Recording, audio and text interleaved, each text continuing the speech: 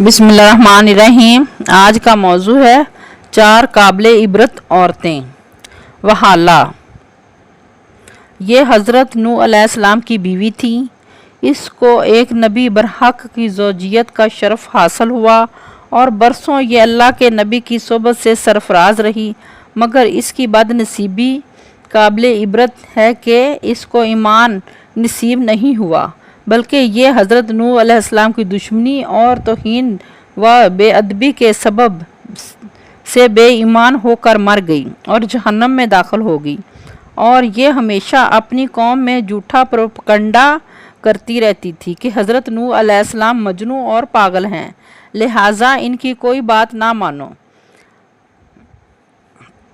اگر آپ لوگوں کو میری ویڈیو پسند آتی ہے تو پلیز اس کو لائک، شیئر اور سبسکرائب کیا کیجئے۔ اس میں آپ کے کوئی پیسے نہیں لگتے، کوئی محنت نہیں لگتی۔